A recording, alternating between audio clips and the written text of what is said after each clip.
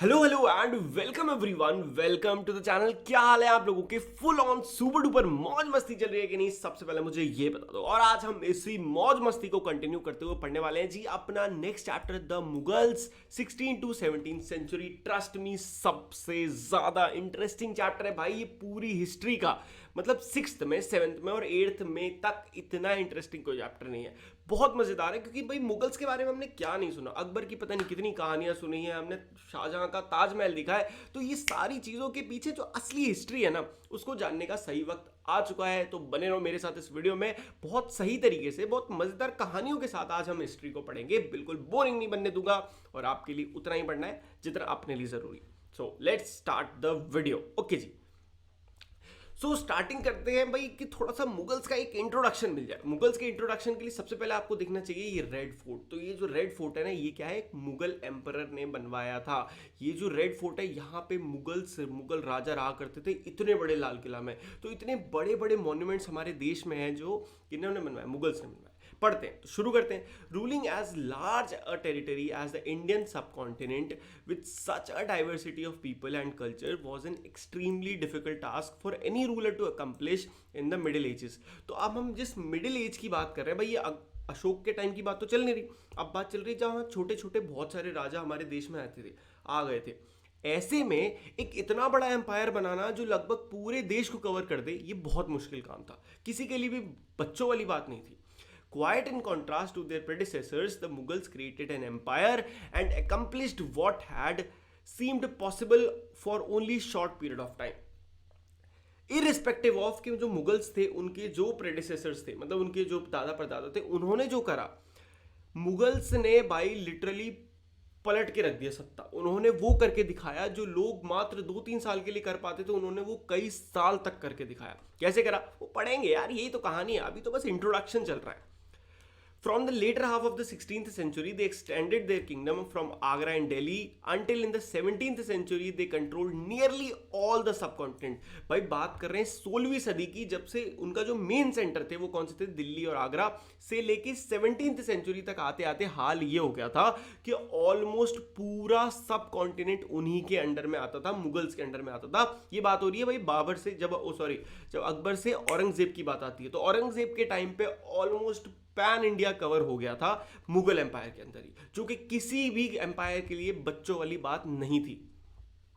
They imposed structure of administration and ideas governance that outlasted their rule, leaving a political legacy that succeeding the rulers of subcontinent could not ignore. Today that the Prime Minister of India addressing the nation। अब ध्यान से सुनो, उन्होंने इतना बड़ा empire बनाया तो मजाक तो है नहीं, तो कुछ तो करा होगा। तो एक प्रॉपर स्ट्रक्चर था उनके एडमिनिस्ट्रेशन का, जिस तरह से वो रूलिंग करते थे, जिसकी वजह से उन्होंने इतना बड़ा स्ट्रक्चर बनाया था, इतना बड़ा एम्पायर खड़ा करा था। और वो जो स्ट्रक्चर है ना, इवन आज भी फॉलो होता है। मतलब पार्लियामेंट बनाना, मिनिस्टर्स हायर करना, स्टेट्स बनाना, टैक्सेस लेना, ये सारा सिस्टम मुगल्स के एम्पायर से ही शुरू हुआ था एक्चुअली। उसके बाद जो था ये आगे के राजाओं ने भी कंटिन्यू रखा। ठीक है, चलो, तो दिस वाज इंट्रोडक्शन। अब हम बात करेंगे भाई हु वर मुगल्स, कि मुगल्स थे कौन। और ये बड़ा इंटरेस्टिंग टॉपिक है क्योंकि कोई भी आपसे पूछे भाई मुगल्स, ठीक है, एक्चुअली मुगल्स की क्या स्टोरी है, तो ये तो पता ही नहीं होगा अपने को, बट अब आपको पता रहेगा। तो असल में जो मुगल्स थे ना, वो दो डिफरेंट के, मैं बताता हूँ, दो अलग अलग राजाओं की फैमिली का एक मिक्स था। कैसे था बताते हैं। The Mughals were the descendant of two great lineages of ruler. Lineages मतलब families of rulers. From their mother's side they were descendant of Genghis Khan, died 2027, and the Mongol ruler who ruled over the parts of China and Central Asia। तो बात करते हैं, थोड़ी history समझते हैं। पहले history को समझेंगे नहीं ना, कहानी नहीं समझ में आएगी तो भाई कैसे अपन कुछ डॉट्स कनेक्ट नहीं कर पाएंगे। हमें सबसे पहले पता करना पड़ेगा कि भाई जो हम हिस्ट्री हम पढ़ रहे हैं, इसमें जो मुगल की हिस्ट्री है उसमें पहला मुगल रूलर कौन था, वहां से पता चलेगा अपनी कहानी। तो पहला अपना मुगल रूलर जो था वो था बाबर, जो कि कहां से आया था? बाबर आया था फरगना नाम की, अफगानिस्तान में एक जगह है। तो क्या अफगानिस्तान में एक जगह है जिसका नाम है फरगना। अब फरगना नाम की इस जगह, छोटे से एरिया से बाबर निकल के आया था और उसने इंडिया पे रूल करा। इसकी बड़ी इंटरेस्टिंग स्टोरी, उसने ये क्यों करा, ये समझते हैं ऐसे क्यों हुआ था। तो उसके लिए हमें समझना पड़ेगा, ये जो बाबर भाई साहब थे, इनकी जो मम्मी जी थी ना, इनकी जो मदर्स की साइड थी, वो कौन थे? They were the descendant of Genghis Khan. और जंगेज खान कौन था? एक मंगोल रूलर था जिसने चाइना वाला एरिया पे पूरा रूल करा था। अब ध्यान से स्टोरी बड़ी इंटरेस्टिंग है। और अभी पहले समझो, और जो फादर की साइड थी वो थे तैमूर के सक्सेसर, यानी कि फादर जो थे वो तैमूर जो ईरान और इराक के राजा थे। अब बात यह है कि बाबर बेचारा ऐसा कि बाबर की जो फादर की साइड थे उन्होंने आके इंडिया पे, तैमूर ने जो आके इराक रूलर्स ने इंडिया पे रूल करा था बहुत टाइम पहले, उन्होंने आके इंडिया पे रूल करा, तो उसको पता था हाँ यार मेरे पापा लोग गए थे वहां पे कभी वहां रूल करने। और जो उनकी मदर साइड थी ना, जंगेज खान वाली साइड, वो ऐसी थी कि वो बहुत गंदे रूलर्स माने जाते थे। मतलब मंगोल रूलर्स क्या करते थे, जहां जाते थे मार काट, औरतों के साथ बदतमीजी, जला दिया, ऐसी चीजें। तो बाबर कभी भी किसी को ये नहीं बताता था कि भाई मैं जो मेरी मतलब कि मैं जंगेज खान का भी डिसेंडेंट हूँ। वो हमेशा बोलता था भाई मैं तो तैमूर का डिसेंडेंट हूँ, तो मेरा तो इंडिया आना बनता ही बनता है, समझ रहे हो। ये बोल के वो इंडिया आया, इसीलिए उसका सपना था इंडिया आना कि यार ऊपर से एक दूसरी दिक्कत क्या थी वो मैं बताता हूँ, यहाँ पे लिखा होगा देखो बहुत अच्छे से समझो। However, the Mughals did not like to called Mughal और मंगोल। अब बाबर ने शुरुआत करी मुगल्स की, तो हम यहाँ पे जो दे वर्ड आ रहा है ना, हम बार बार बाबर बोल रहे हैं। बाबर को बिल्कुल पसंद नहीं था कोई इसको मुगल बोले। वाई? क्योंकि मुगल जो वर्ड था वो आता था मंगोल से, और वो बिल्कुल नहीं चाहता था लोगों को पता चले कि भाई मेरे अंदर भी मंगोल वाला खून है, तो क्या मैं वैसा हूं? नहीं। तो इसीलिए उसको पसंद नहीं था, पर लोगों को पता तो चल ही गया, इसलिए नाम पड़ गया Mughals. This was because Genghis Khan memory was associated with the massacre. जो मैंने बोला ऐसा इसलिए था क्योंकि लोग जंगेज खान को किस चीज से जानते थे? मैसेकियर, यानी कि मार काट हजारों लोगों को। इस वजह से वो नहीं चाहता था कि भाई मेरा नाम जुड़े। दूसरा एक बड़ा रीजन था कि वो क्यों आया, क्यों इंडिया आया, दैट वॉज उज्बेक। तो अगर आपको पता होगा थोड़ा बहुत तो क्या सीन है, इधर अपना अफगानिस्तान है, अफगानिस्तान के जस्ट ऊपर एक जगह है उज्बेकिस्तान। ओके, अभी उज्बेकिस्तान के जो लोग थे वो थे उज्बेक्स, और ये क्या करते थे? बार बार अटैक कर, बार बार। बेचारा बाबर बैठा शांति से, उसको पेल दो, उसको पकड़ के पेल दो। अब बाबर बेचारा बड़ा परेशान, भाई मैं क्या करूं यार, मेरे बाप दादा परदादा इंडिया गए थे, सुना था बड़ा शांति प्रिय देश है, बड़ी इज्जत से पेश आते हैं, क्यों ना मैं वहीं जाके रूल करूं। तो ये एक और रीजन था जिसकी वजह से बाबर पहुंच गया इंडिया। ठीक है, चलो नेक्स्ट टॉपिक है अपना मुगल मिलिट्री कैंपेन्स। अब भाई बाबर पहुंच गए हैं भाई साहब कहां पे? इंडिया में। अब इंडिया तो आ गया वो, अब इंडिया में कैसे उसने पहली लड़ाई लड़ी, कहां से आया, कैसे आया, ये सर समझते हैं।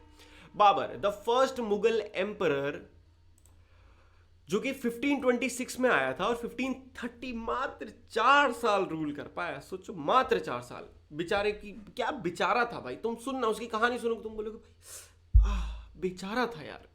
Succeeded to the throne of Fargana in 1494 when he was only 12 years old। अब बाबर की थोड़ी बैक हिस्ट्री पढ़ते हैं। जब मात्र 12 साल का था, बेचारा बच्चा था, तुमसे भी छोटा था, सोचो तब वो राजा बन गया था फरगना नाम की जगह का। He was forced to leave his ancestral throne due to invasion of another Mongol group, the Uzbeks। जैसा कि मैंने आपको अभी बताया, उसको अपना एरिया जो फरगना था वो छोड़ना क्यों पड़ा? Because of the invasion of Uzbek. Uzbek लोग बार बार आके उसको बार बार परेशान कर रहे हैं, तो उसका दिमाग खराब हो गया, भाई ये बार बार आ जाते हैं, इनसे लड़ने से अच्छा मैं भाई इंडिया चला जाऊं।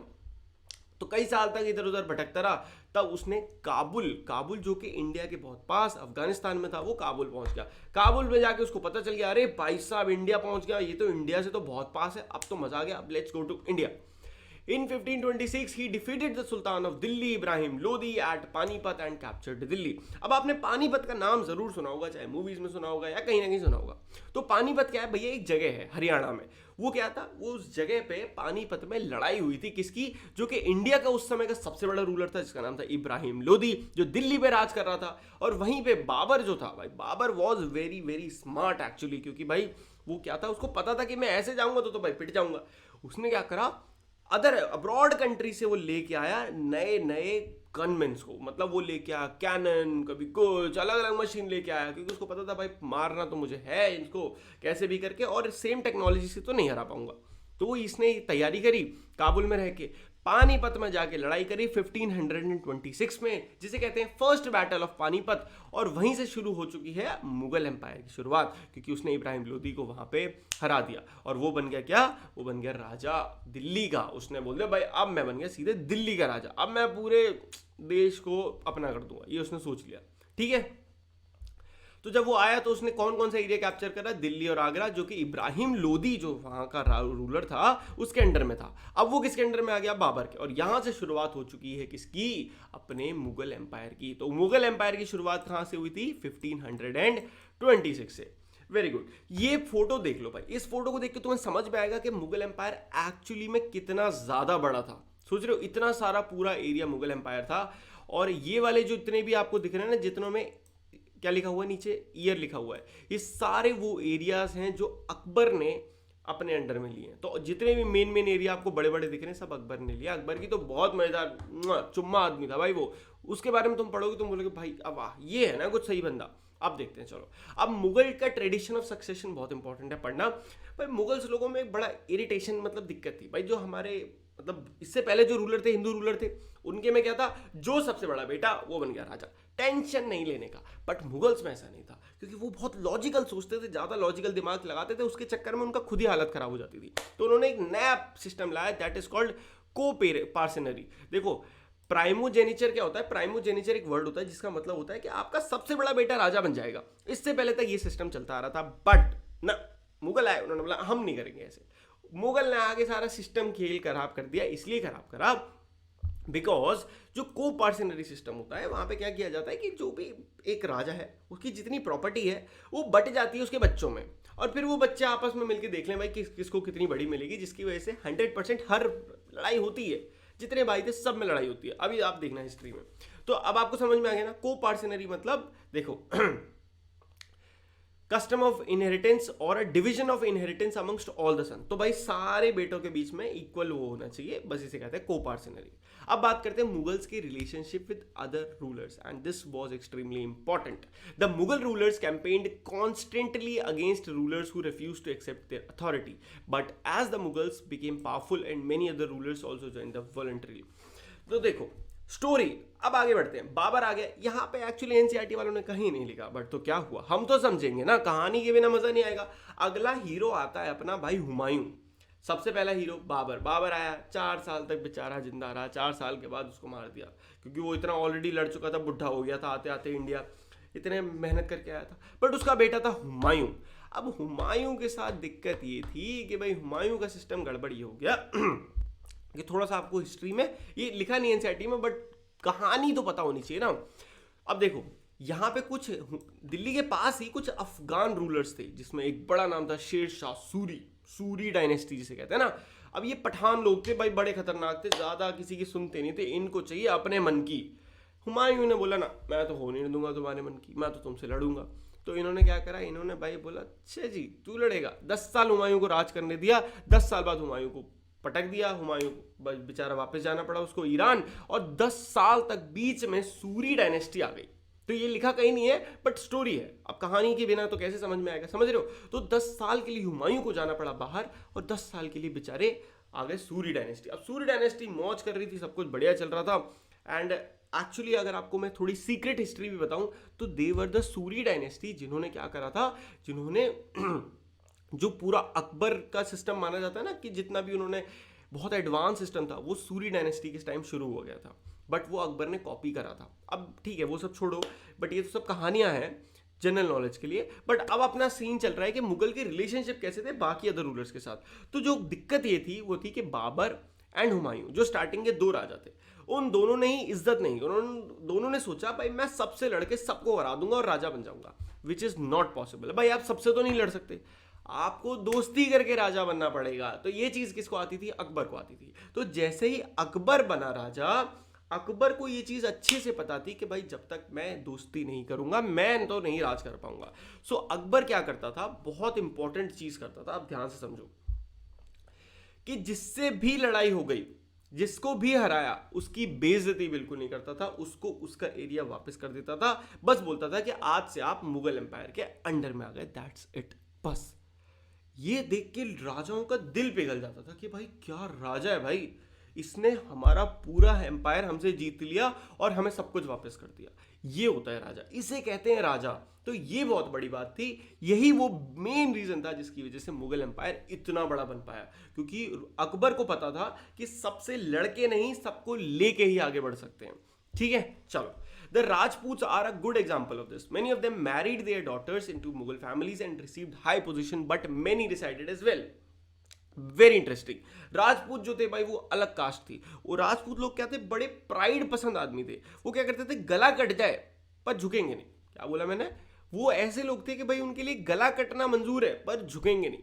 ये चीज सबसे पहले किसको नहीं समझ में आई? ऑफ कोर्स बाबर को नहीं आई, उसके बेटे हुमायूं को नहीं आई। वो लड़ते रहे, नहीं लड़ेंगे इनसे, लड़ेंगे इनसे, और राजपूत झुकते तो थे नहीं, वो आखिरी क्षण तक, आखिरी सांस तक लड़ते रहते थे। और ये बेचारे हुमायूं बड़े परेशान, यार इनसे बड़ा लड़ने में टाइम जाता है।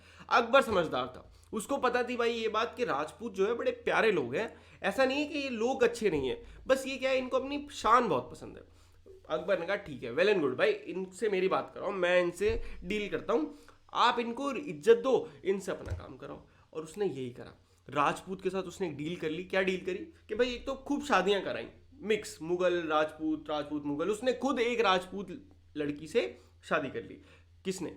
आपके अकबर ने। तो इससे क्या है, रिलेशंस बहुत अच्छे हुए। दूसरी चीज उसने क्या करा, जो जो लोग आए मुगल में उन सबको एक इंपॉर्टेंट पोजीशन दे दी, बहुत सारा लैंड दे दिया, और उन्हें बना दिया एक छोटा सा राजा कि भाई राजा तो तुम हो ही, आपको राजा से सर कौन हटा सकता है, आप राजा हो यार, आपको बस क्या थोड़े से पैसे हमें दे देने, बस हमारा सर काम चल जाएगा। बस इस तरीके से राजपूत को उसने अपने अंडर में कर लिया, और ये बड़ा खुश, सारे राजपूत खुश, सब खुश।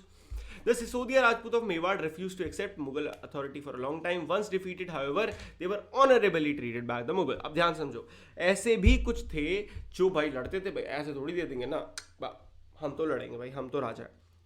तो अकबर क्या करता था, हरा देता था। बट मोस्ट इंपॉर्टेंट, हराने के बाद भी वो इज्जत नहीं, मतलब हराने के बाद भी वो क्या करता था, इज्जत करता था कि ठीक है सर कोई दिक्कत नहीं, हम जीत गए, बट हम हमारी आपसे, हमें आपका पूरा राज्य चाहिए नहीं, आप रखो, आप राजा हो, आप हमसे अच्छे से इस एरिया को जानते हो, बट आप क्या करो, बस थोड़ा सा ट्रेजरी, थोड़े से पैसे इधर इधर दिल्ली भिजवा दो, बस बात खत्म, ये चाहिए हमें, क्या चाहिए ज़्यादा, बस ये बोल दिया उसने, और उसका काम बढ़िया चलता रहा। Most important, mansabdar and jagirdar. अब भैया लोग तो बढ़ते जा रहे हैं, अलग अलग जगह से लोग आते जा रहे हैं। अकबर बहुत स्मार्ट था, अकबर क्या करता था, पूरे इंडिया से लोगों को रखता था। अब ऐसे लोगों को रखने के लिए you need an administrative system, was mansabdari। आप समझते हैं क्या होता है? As the empire expanded to encompass different regions, the Mughal recruited diverse bodies of people from a small nucleus of Turkish nobles. They expanded to include Iranis, Indian, Muslim, Afghan, Rajput, Maratha and other groups. Those who joined Mughal service are enrolled as mansabdar. Story समझो, अभी तक क्या था, अकबर सबसे पहले बाबर आया, हुमायूं आया, फिर अकबर। अभी तक अकबर से आगे नहीं गए हैं हम। बाबर हुमायूं ने क्या करा भाई, उन्होंने अपने ही लोगों को रखा, जो हमारे टर्किश लोग थे, बस वो हैं हमारे चीफ, इसके अलावा कोई नहीं आएगा। अकबर को पता था भाई अगर मुझे बड़े डाइवर्स एरिया पे रूल करना है तो मुझे डाइवर्स लोग भी तो चाहिए, जिनको पता हो कि कैसे लोग हैं, इनको कैसे रूल करना है। तो जहां पे स्टार्टिंग में मुगल एम्पायर में सिर्फ और सिर्फ यही थे, तुरानी टर्किश नोबल्स थे। अकबर के टाइम पे भाई मुगल सर्विसेज में मराठा, राजपूत, अफगान, मुस्लिम सब आ चुके थे। तो जो अफगान की दिक्कत थी वो सॉल्व हो गई, राजपूत की दिक्कत थी वो सॉल्व हो गई, तो बहुत सारी दिक्कतें तो ऐसी सॉल्व हो गई थी, क्योंकि अपने लोग अपने साथ हैं, अब ये थोड़ी बगावत करेंगे। और वो उनको इज्जत भी बहुत देता था, बहुत अच्छे से रखता था, आगे मैं बताऊंगा कैसे। बट अब उसके अंडर में जो भी आके जॉब करता था, एक इस टाइप का सीनियर बंदा, ऐसे नहीं कोई भी, उसको एक पोजीशन दी जाती थी, दैट वाज कॉल्ड मनसबदार। जैसे जैसे आप ऐसे कह लो आज के टाइम पे चीफ मिनिस्टर, क्या बोला मैंने, आज के टाइम का chief minister was mansabdar to Akbar. Akbar ने ये पोजीशन बनाई, ठीक है। इंडिविजुअल्स को मनसबदार पोजीशन देता था और उन्हें एक मनसब भी देता था। मनसब मतलब वो एरिया जहां के वो लीडर हैं, जहां के वो मनसबदार हैं, जहां से उन्हें टैक्स कलेक्ट करना है, तो वो एरिया देता था, वो मनसब कहलाता था। और ठीक है, और उनके एक position, it was a grading system used to Mughal to fix one rank, salary, military responsibilities, rank and salary। अब देखो मनसबदार तो सब बन गए। अब भाई आज के डेट में भी अगर आप देखो तो ठीक है चीफ मिनिस्टर्स हैं, बट उसके अलावा भी कुछ मिनिस्टर्स बन जाते हैं जो कि प्राइम मिनिस्टर, जो हमारे प्रेसिडेंट प्राइम मिनिस्टर के बिल्कुल पास रहते हैं, साथ रहते हैं, हम ज़्यादा पोजीशन पे रहते हैं। वो कैसे बना जाए, तो अकबर ने उसके लिए एक नई चीज़ बनाई, एक नया calculation, that is was called जात। कि भाई ठीक है मनसबदार तो सब हैं, बट हर मनसबदार की एक जात है, और जात का एक नंबर है। एक बंदे की है मनसबदार की जात है 1000, किसी की 2000, किसी की 3000, किसी की 5000। 5000 से उसकी है जो राजा के एकदम क्लोज है, जो मेन राजा है ना अकबर, उसके जो एकदम पास है, जैसे कि आप बीरबल, तोड़रमल, ये जो थे ना, इनकी जो जात थी वो थी 5000 से ज़्यादा। तो बड़ा इंटरेस्टिंग सा सिस्टम उसने बनाया था अकबर ने, जिसकी वजह से सब कुछ एकदम ऑर्डर में चलता था। तो सब मनसबदार है, बट हर मनसबदार की एक जात है, जात जिसकी 5000 से ऊपर है, वो बहुत सीरियस है, बहुत सीनियर है, बहुत ज़्यादा एकदम राजा के क्लोज है, ठीक है। तो ये उसने पूरा सिस्टम बनाया। अब आपको समझ में आ गया होगा काम क्या था मनसबदारों का, बस पैसे कलेक्ट करना, थोड़े से ट्रेजरी अपने में रखना, थोड़े से राजा को भेजना और बाकी को रखना। अब इसके साथ साथ और क्या काम था, सिर्फ ऐसे नहीं कि ये, इसके साथ साथ टैक्स कलेक्ट करना। टैक्स वाज कॉल्ड जागीर। उस टाइम पे टैक्स वर्ड, जागीर वर्ड जहां भी आता है समझ जाओगे टैक्स होता है, ठीक है। तो टैक्स कलेक्ट करना होता था, जागीर कलेक्ट करनी होती थी। और इसमें उसको क्या क्या करना होता था देखो, किसी भी मनसबदार का ये काम था कि भाई किसी भी मनसबदार को अपनी एक तो कैवलरी मेंटेन करनी है। वर्ड वाज कैवलरी, अपनी आर्मी मेंटेन करनी है, उस आर्मी को सैलरी देनी है, घुड़सवार मेंटेन करने हैं, सैलरी देनी है, उसके अलावा राजा को पैसे पहुंचाने हैं और जो बचे हुए पैसे अपने पास रखने हैं। तो ये पूरी पावर दे दी गई एक मनसबदार को और उसको ये पूरा कलेक्ट करने का हिसाब किताब दे दिया गया, जागीरदार बना दिया गया। अब कई जगह तो इन्होंने बहुत अच्छा सिस्टम ये क्या करा, राजा जो अकबर था उसको मतलब नहीं था कैसे पैसे आए, उसने अपना मनसबदार बना दिया। मनसबदारों ने क्या करा, अपने उनके पास भाई पूरे स्टेट में जाके तो नहीं करेंगे, उन्होंने अपने local local local local chief वो बना दिए, मतलब गांव के सरपंच। तो सरपंच पैसा इकट्ठा करेंगे, मेरे पास ले आएंगे, मैं यहाँ से बड़े सबका कलेक्ट करके राजा को दे आऊंगा। तो this was old मनसबदारी। And I hope अब आपको ये पूरा सिस्टम क्लियर हो गया होगा क्या होता है मनसबदारी। मनसबदारी की एक और बड़ी बात ये थी, ये याद रखना कि मनसबदारी से क्या होता था, राजा के पास एक पावर होती थी कि राजा को अगर कहीं भी लड़ना है तो ये मनसबदार जो थे रेडी रहते थे। राजा बस एक इन्हें मैसेज करे और वो ये सब मैसेज, मतलब व्हाट्सएप नहीं ऑफ कोर्स, एक मैसेंजर भेजे और ये अपनी आर्मी लेकर राजा के लिए तैयार खड़े रहते थे, क्योंकि राजा इनकी इज्जत करता था तो ये राजा की इज्जत करते थे बदले में, ठीक है। तो मनसबदार ये था। अब बात आती है जब्त और जमींदार की। तो जब्त क्या था, the main source of income of Mughal to tax. Tax था मेन सोर्स ऑफ इनकम जो कि पीजेंट्री से आता था। अब in most places peasant paid taxes through the rural elite, that is the headman और local chieftain. Mughal used one term zamindar to describe all intermediaries whether they were local headman, village और powerful chieftain. अब देखो, जिन बंदों से tax आता था, किसके पास, main राजा के पास, राजा ने उन सब को नाम दे दिया, सिंपल पोजीशन दे दी कि भाई तुम सब क्या हो, जमींदार हो। जो भी बंदा पैसे ला रहा है वो जमींदार है राजा की नजर में। राजा ने इस तरह से उस समय सिस्टम बनाया। अकबर का जो रेवेन्यू मिनिस्टर था, सोचो रेवेन्यू मिनिस्टर था अकबर का, इसका नाम था तोडरमल, जो कि 9 रत्नों में से एक था।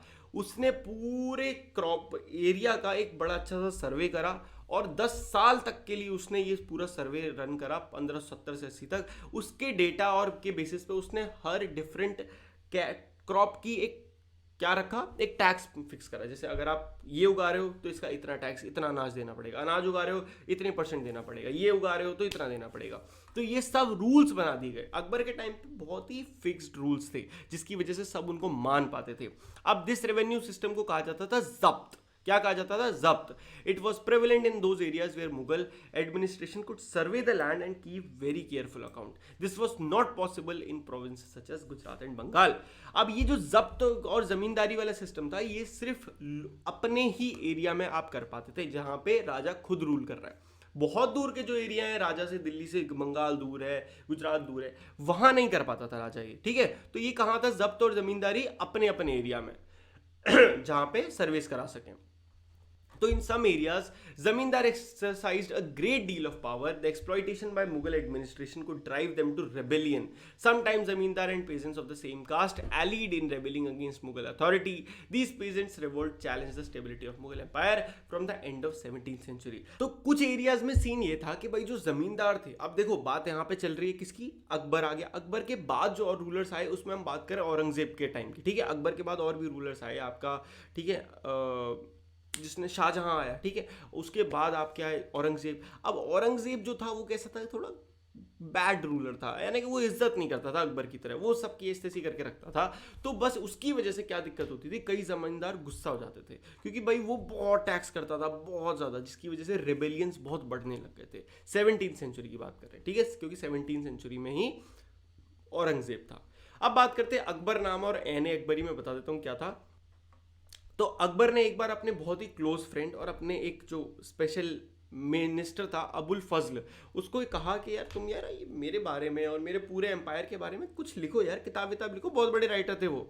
उसने ठीक है, 1-2 साल उसने लगाए और उसने 3 बड़ी मतलब उसने 3 वॉल्यूम की किताब लिखी अकबर के बारे में। इसका नाम था अकबरनामा।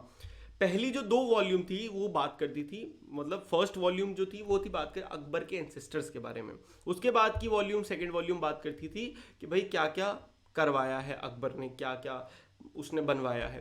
तीसरी थी जिसका बहुत ही फेमस है, जो कि है एन ए अकबरी। इस बुक से ही हम एक्चुअली ये एनसीईआरटीज लिखी गई हैं। इस बुक में एक्चुअली बताया गया है कि अकबर के टाइम पे कैसे एडमिनिस्ट्रेशन होता था, कितने लोग थे, मतलब उसने इतना डिटेल्ड लिखा है ना। देखो, N.A. Akbari is its rich statistical details about things as diverse as crop, yield, price, wage, सब कुछ बता दिया उसने इस किताब में कि राजा के टाइम पे ये था, सब कुछ बता दिया उसने, इसीलिए बहुत पॉपुलर किताब है। अब बात करेंगे एक और, नूर जहां, जहांगीर जो था ना जहांगीर भी आए थे, हाँ, उसके बाद शाहजहां आए थे। तो जहांगीर जो थे भाई, उनके साथ क्या था, मेहरुनिसा जो थी उनसे उनकी शादी हुई, पर वो उनको इतनी सुंदर लगी कि उन्होंने पूरे उसमें एक क्या बना, फरमान जारी करवाया, जिसमें उन्होंने कहा कि आज से इन्हें कोई भी क्या नहीं कहेगा, मेहरुनिसा नहीं कहेगा, ये है आज से नूर जहां, यानी कि मतलब नूर जहान, पूरे जहान की नूर है, पूरी दुनिया में सबसे सुंदर ये है। तो बस इसी तरह से। और हाँ, नूर जहां का बहुत इन्फ्लुएंस था जहांगीर की कोर्ट में। जहांगीर जो था ना, उनकी कोर्ट में नूर जहां जो थी, उनके डिसीजंस बहुत माने जाते थे, पूछे जाते थे, ठीक है। तो इसीलिए फेमस है। बस ज़्यादा इनके बारे में कुछ पढ़ना नहीं है। सुले कुल क्या है, बहुत छोटी सी चीज़ समझ लो, बहुत इंपॉर्टेंट है, बट ये अकबर के टाइम की बात है। अकबर ने एक नई चीज बनाई थी, सुले ई कुल, जिसका बहुत सिंपल मीनिंग था यूनिवर्सल पीस, यानी कि वो एवरी सिंगल धर्म की इज्जत करता था। उसने ऐसी जगह बनाई थी जहां पे आप सोचो हर टाइप के मुस्लिम आके, आप क्या करते थे, हर धर्म के लोग आते थे उस जगह पे, आके बैठते थे। राजा अकबर पता है कैसा था, सोचो, वो ऐसे कोर्ट्स बनाता था जहाँ पे वो बैठा है, एक तरफ उसने अपना मौलाना बिठा दिए, एक तरफ एक पंडित बिठा दिया, एक तरफ एक जैन धर्म का कोई बिठा दिया, और सबसे नॉलेज लेता था और सबसे कंपेयर करता था कि हाँ कहाँ क्या बेस्ट है, क्या चीज़ है। और उसने यही पाया कि सारे धर्म हमें एक ही चीज़ें सिखाते हैं। सो फाइनली उसने क्या फॉलो करा, यूनिवर्सल पीस। इसीलिए अकबर के टाइम पे हर धर्म की बराबर इज्जत थी, जो कि प्रॉब्लम कहाँ से शुरू हो गई, फिर औरंगजेब ने वो छोड़ दिया। The Mughal empire in the 17th century and after. तो अब बात करें भाई मुगल एम्पायर 17th सेंचुरी की, यानी कि औरंगजेब की। The administrative and military efficiency of the Mughal Empire led to great economic and commercial prosperity. अब भाई पैसा, जगह सब बहुत आ गई थी, क्योंकि भाई बहुत अच्छे से अकबर ने आगे बढ़ाया था। उसके बाद जहांगीर है, उसने भी ठीक करा, शाहजहां ने ओके ओके करा, और औरंगजेब क्या आते तो बस देह पिट गई। बट पैसा तो बहुत था ना, क्योंकि भाई दादा परदादा ने बहुत करके दिया है। International travellers described it as the fabled land of wealth. यही वो वक्त था जिस समय मतलब पोर्चुगीज आ गए थे। देखो, जहांगीर की कोर्ट में एक बात बहुत जरूरी है याद रखना, कि जहांगीर की वो कोर्ट में ही सबसे पहले सारे के सारे यूरोपियन ट्रैवलर्स आए थे। पोर्चुगीज थोड़ा पहले से रुके हुए थे, बट इंग्लिश यानी कि इंग्लिश ईस्ट इंडिया कंपनी जो आए थे, वो सबसे पहले यही बोल के आए थे कि भाई अरे हम तो सर थोड़ी सी जमीन दे दो, हमें थोड़ा सा बस अपना बिजनेस करना है। वो क्या पता था आगे क्या कर जाएंगे, वो पता होता तो बात अलग थी, बट देन ठीक है, हमें पता होना चाहिए कि जहांगीर की कोर्ट में आए थे। नाउ इसी टाइम पे हमारे देश को सोने की चिड़िया कहा जाता था, ये बिल्कुल मत भूलना, ठीक है। The inequalities were glaring. Document from the 20th Shahjahan's reign inform us that the highest ranking Mansabdar were only 445 in number out of a total of 8,000. This small number, a mere 5.6% of the total number of Mansabdar, received 61.5% total estimated revenue of the empire. अब देखो क्या कहा जा रहा था कि धीरे धीरे दिक्कतें क्या हुई कि अकबर के टाइम पे बहुत सही सिस्टम था, जितने मनसबदार थे उनको रैंक्स अलग अलग थी। धीरे धीरे इस पे कोई भरोसा करने नहीं लगा, तो एक टाइम ऐसा आ गया, आप सोचो कि शाहजहां के टाइम पे, शाहजहां के जस्ट बाद औरंगजेब भी आने वाला था, शाहजहां के टाइम पे 8,000 मनसबदार हो गए थे देश में, जिसमें से मात्र 445 जो थे वो ऐसे थे जिनकी 5,000 से ज्यादा रैंक थी, मतलब वो राजा के क्लोज थे। तो सोचो 8,000 मनसबदार है एक शहर, एक पूरे देश में, इसमें से सिर्फ 445 लोग ही हैं, वो देश का जो 61.5% टोटल रेवेन्यू है वो उनको मिलता है। तो इससे तो कोई भी देश खुश नहीं होगा ना, यहां से दिक्कतें शुरू हो गई। The Mughal emperor and their mansabdars spent a great deal of their income on salaries and good. अब भाई जो आपके मुगल लीडर थे, एम्परर था, और उसके भी तो अपने रूलर्स होंगे ना, उसके भी तो अपने लोग होंगे जिनको सैलरी देनी है, काम कराना है उनसे, तो उन पे, और जो बाकी के मनसबदार थे 450, ये अपनी अंधी सैलरियां देते हैं भाई, बेहद सैलरियां बांट रहे हैं, बड़ी बड़ी सैलरियां दिए जा रहे हैं। The expenditure benefited the artisans, peasantry. अब जो ऊपर कास्ट के लोग थे उनको तो भाई बड़ा फायदा मिला, जिनसे डायरेक्ट डीलिंग हो रही थी। बट दिक्कत उनके साथ हुई तो जो पुअरेस्ट कम्युनिटी थी, जिन मतलब वो तो लिटरली ऐसी हो गई कि भूखे मरने लगे, क्योंकि उनकी तो कोई सोच ही नहीं रहा था। यहाँ तो बात सिर्फ डीलर्स की हो रही थी, कोई सोच ही नहीं रहा था उनकी तरफ से। इसीलिए उस समय पे ये दिक्कत बहुत ज़्यादा बढ़ गई। जो वेल्दियर लोग थे वो और अमीर हो गए, और जो गरीब थे वो बहुत ही ज़्यादा गरीब होने लगे, जिसकी वजह से रिवॉल्ट उठने लगे। कोई भी मुगल को पसंद नहीं कर रहा था। अब enormous wealth and resources commanded by the Mughal elite made them extremely powerful group of people in the late 17th century. अब मैंने आपको क्या बोला, अब भाई एक देश में 8,000 मनसबदार हैं, बट जो वेल्थ है 61% वेल्थ सिर्फ 400 लोगों के बीच में बट रही है।